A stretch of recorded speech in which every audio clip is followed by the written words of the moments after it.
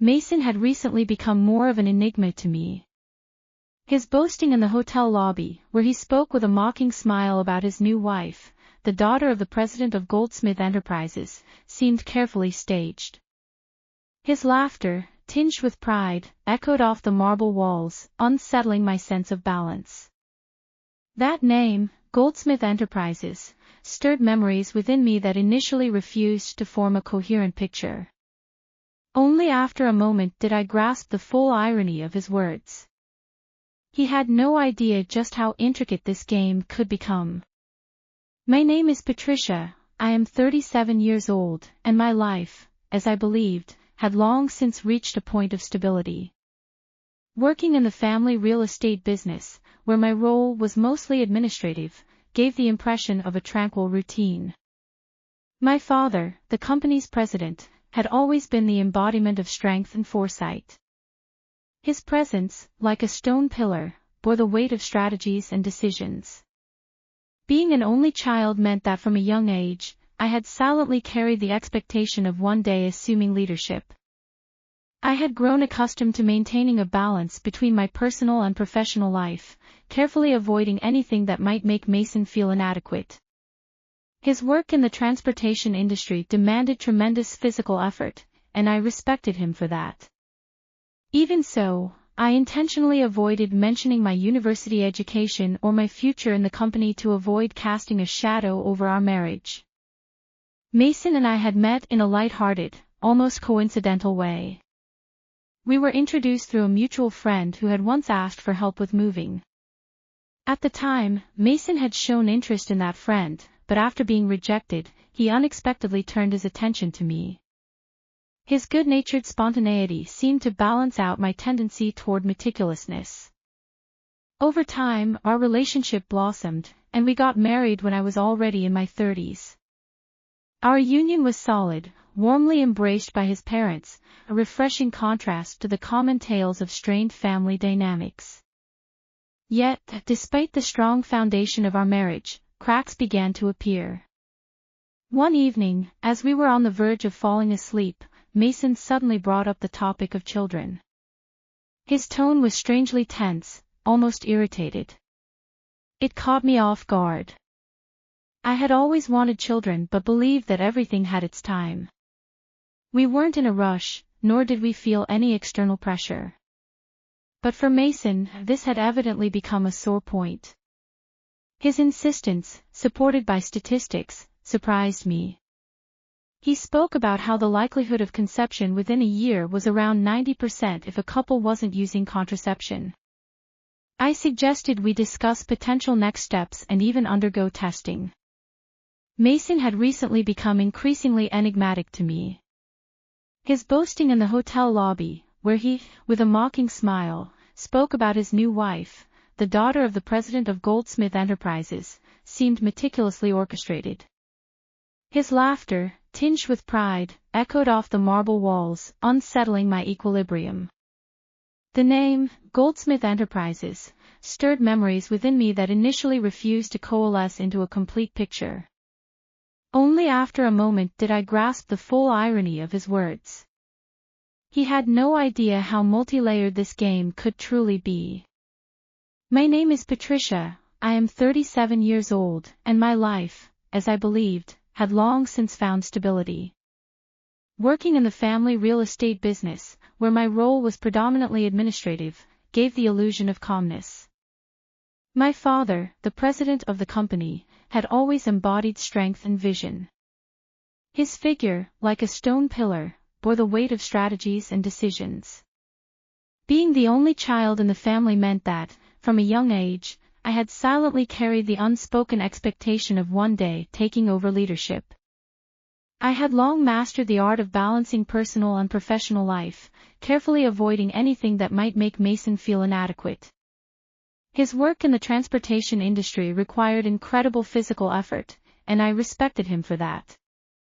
Nevertheless, I consciously avoided mentioning my university education or my future in the company to avoid casting a shadow over our marriage. Mason and I began our relationship easily, almost by chance. We met through a mutual friend who had once asked for help with a move.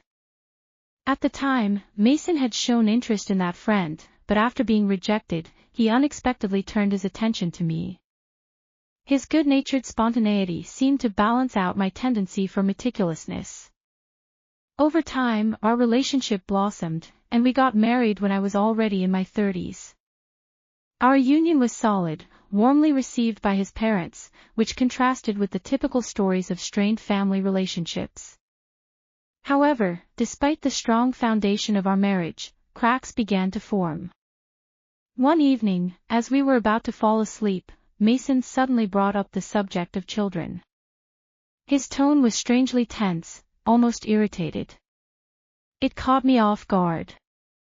I had always wanted children but believed that everything should happen in its own time.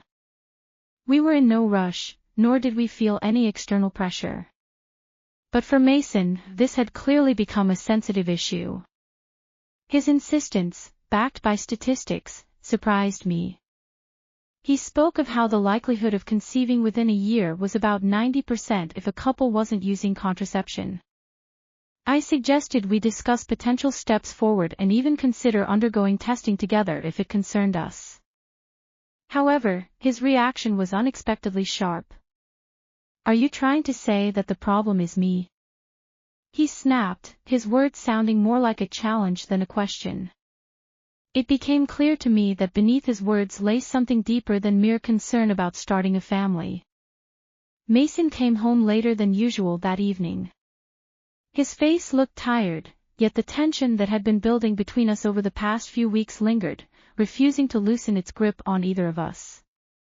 I greeted him at the door, hoping the evening might pass peacefully. Dinner was already on the table, just as he had asked, but instead of gratitude, I was met with a curt remark, "Finally, something done on time." His words stung, a searing rebuke of efforts I could never seem to make sufficient in his eyes. I swallowed the surge of emotions that rose within me and, instead of replying, gestured for him to sit at the table. Inside, I felt an expanding void, but I pushed it aside, unwilling to ignite yet another conflict. During dinner, Mason was unusually quiet, only occasionally casting sideways glances in my direction. The atmosphere in the house had become heavy, fraught with tension, as if any word could spark another argument. I found myself reflecting on how far we had drifted from the lightheartedness that once defined our relationship in its early days. After dinner, I told him about my recent visit to the doctor and mentioned that the test results would be ready in a few days. I tried to keep my tone calm, free of accusation. To my surprise, his response was cold. "Of course, it's your issue, not mine," he said bitterly, leaning back in his chair. "Your perfect life and your cushy job at your father's company, where you just push papers all day, don't exactly hold you back, do they?" His words hit hard, but I knew arguing would be futile. He had never truly understood the scale of my father's company. Goldsmith Enterprises wasn't just a small firm, as he liked to call it dismissively. It was a business empire, with branches spread across the region, hundreds of employees, and projects generating millions of dollars. My role within the company required far more than he could imagine. I chose not to argue, opting instead for silence that might preserve the fragile semblance of peace between us. That night, we went to bed once again, turned away from each other. The quiet between us was deafening, almost tangible, a silence that carried the weight of words left unspoken. The next day, as I stepped out of the house, I felt an unexpected sense of relief. It was as if the walls that had witnessed our tense conversations could no longer hold me captive. I had an important day ahead, a meeting with my father and key partners regarding a major new project. When I entered the office, the smell of fresh coffee and the sound of lively chatter from the employees immediately shifted my focus. Here, within these walls, I was someone else, confident, focused, independent. My father was waiting for me in the conference room, a large map of the city pinned with flags marking our current and future projects hanging behind him. "Patricia, we need to discuss the expansion," he said, setting aside a stack of documents. This project has the potential to double our revenue, but its success will require strong leadership. Are you ready to take on that responsibility? His words carried a weight of seriousness, but his eyes reflected trust. This was the moment I had been preparing for over the years. The inner turmoil caused by Mason and his growing bitterness suddenly faded into the background. Before me was a real opportunity to prove what I was capable of. "Don't worry," I responded with cold composure, masking all the pain and anger boiling inside me behind a steady tone. "The house will stay with me. I'll handle the mortgage on my own." His question had been so casual, as if we were discussing something trivial, not the end of a marriage that had lasted 6 years. In that moment, I realized just how much of a stranger Mason had become to me, the man I once loved. Mason nodded, as if the discussion were over, and without another word, he went to the bedroom to pack his belongings. His behavior was devoid of regret, and that only strengthened my resolve to leave it all behind. I was left alone in the silence that filled the house, a silence that seemed to foreshadow the beginning of a new chapter in my life. Inside, I felt hollow, but on the edges of that emptiness was a faint glimmer of freedom. The next day, alone at home, I stared at the divorce papers still sitting on the kitchen table. The documents that would officially end everything I had once considered my life. I should have felt pain, but instead, a wave of relief washed over me. I realized that by shedding the weight of my relationship with Mason, I could finally focus on my own life, my career, and my future. Meanwhile, my interactions with my father became even more intense. Just a few days ago, he proposed that I take on a project that, as he put it, could define the future of our company. This wasn't just another deal, it was a monumental project that had the potential to catapult Goldsmith Enterprises to an international level. "I see potential in you, Patricia," my father said, looking at me with his wise, slightly weary eyes. "But to realize it, you must be ready to take full responsibility." His words felt like a challenge. Something new ignited within me, a sense of strength and confidence, a certainty that nothing, not even personal dramas, could hold me back anymore. A few weeks passed, and the divorce was finalized. Mason moved out of the house, leaving me with a space that, at last, felt like mine again. I returned to work with renewed energy, fully focused on the ambitious goals my father had set for me. Rumors started circulating among the staff that I would soon take over as president of the company.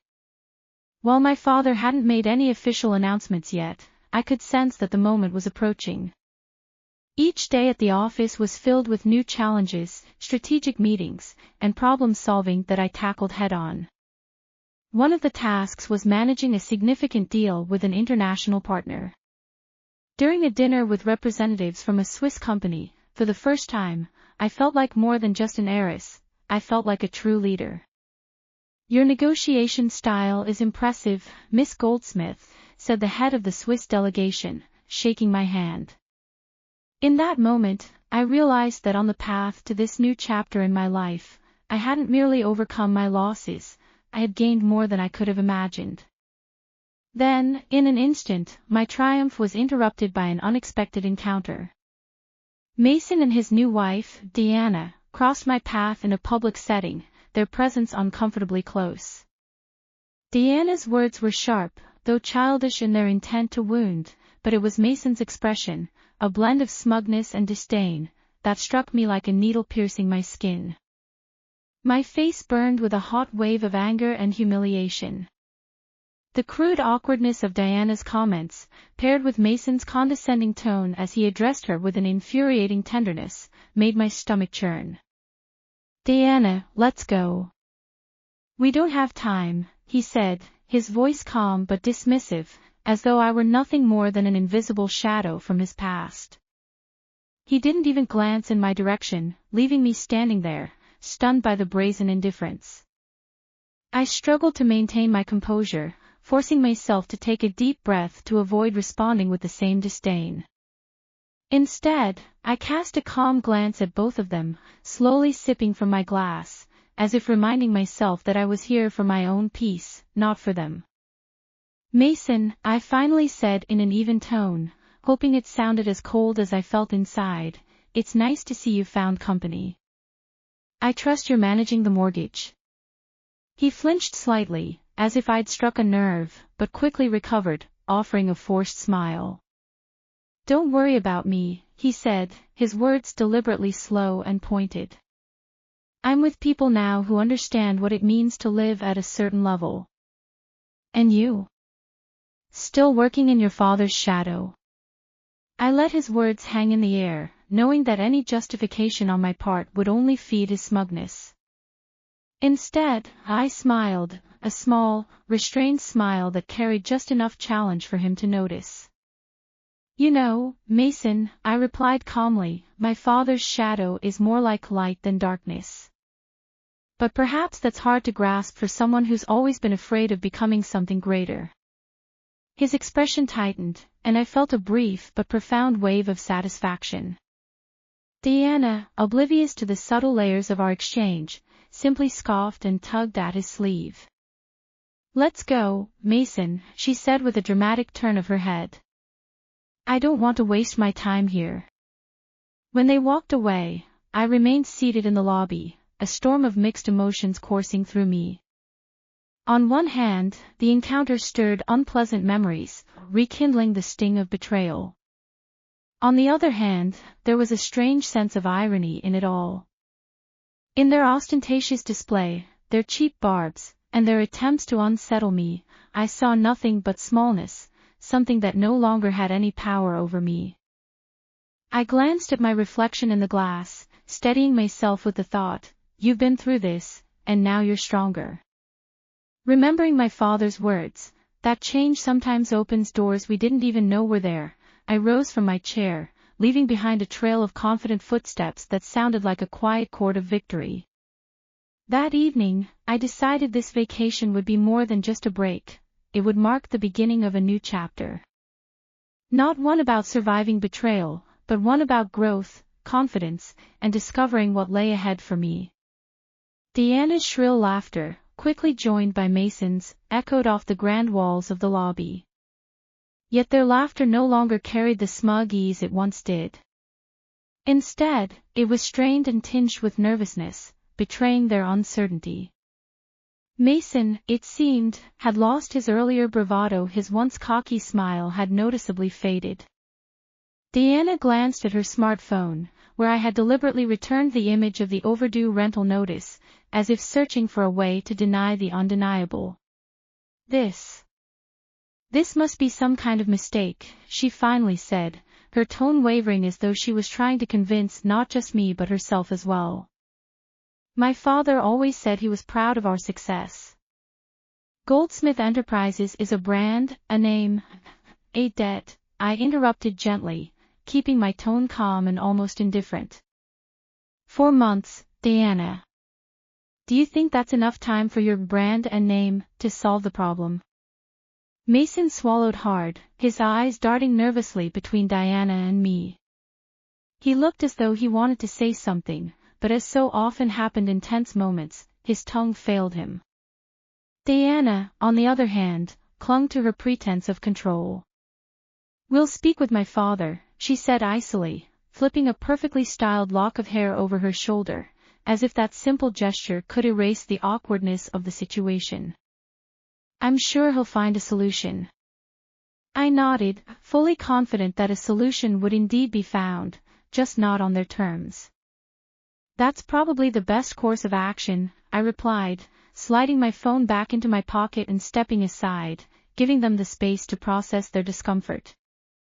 Although I suspect your father may already be prepared for this conversation.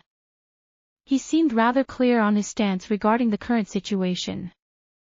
Diana opened her mouth to respond, but her voice faltered, and her lips pressed into a thin line.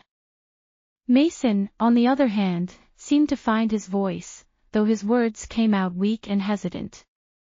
Patricia, there's no need to make it like this. We're just here to enjoy ourselves. You're probably here to relax too, aren't you? I couldn't help but smile, a light, ironic smile, without a trace of hostility. Of course, Mason, I replied, looking him straight in the eye. Only my version of relaxing doesn't involve avoiding responsibility. Deanna stepped forward, clearly intending to put me in my place, but her attempt was interrupted by the sound of her phone ringing. She glanced at the screen, and her expression shifted, from icy arrogance to sudden unease. It's my father, she muttered, stepping aside to take the call. I couldn't hear the entire conversation, but the snippets of her muted words were enough to piece together the gist. Yes, she's here. No, I didn't know. But, Dad, When she returned, her confidence had been utterly shattered. She looked at Mason, who still seemed clueless about what was happening. We need to leave, she said quietly, avoiding my gaze. Leave? Why? He asked, still in disbelief over the situation. Because, Deanna replied coldly, throwing him an irritated glance, we have more pressing matters than karaoke until dawn. They left in a hurry, leaving behind only the faint trace of overpriced perfume and the echo of their footsteps on the marble floor. I stayed where I was, feeling a strange mix of relief and bittersweet satisfaction. The encounter had been unexpected and unpleasant, but it solidified one thing in my mind. I hadn't just walked away from that marriage free, I had walked away stronger.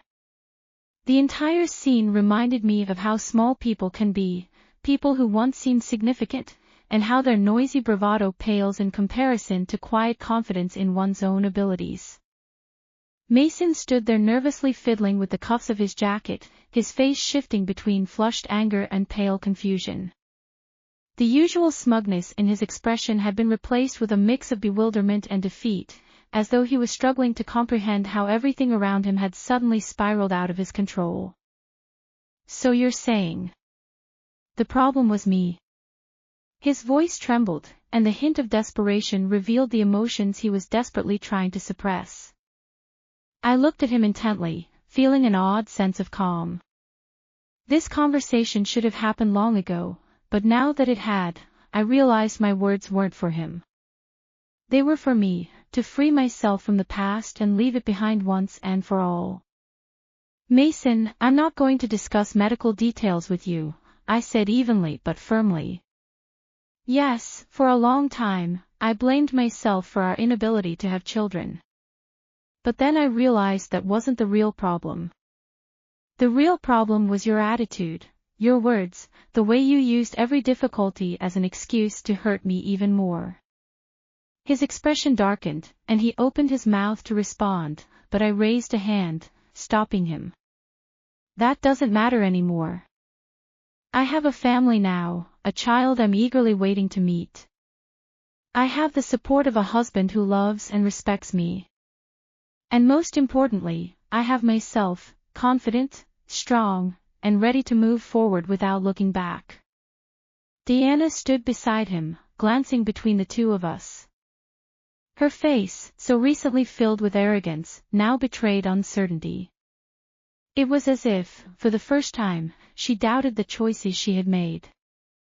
You know, Mason, I continued, keeping my gaze steady on him, the problem was never just the medical tests. The problem was that you never knew how to appreciate what you had. And I hope that someday you'll understand that. I stepped back, ready to leave, but his voice, trembling with restrained anger, stopped me. You think you've won, don't you? He hissed, his eyes flashing. You think your new life and your child make you better? I paused for a moment but didn't turn around. Mason, I replied calmly, there are no winners or losers here. There are only lessons, lessons we can either learn from or ignore. I chose to learn. And with that, I walked out of the lobby, leaving him standing there, surrounded by his own insecurity and resentment. Deanna appeared torn, caught between the urge to follow him and the need to process what she had just heard.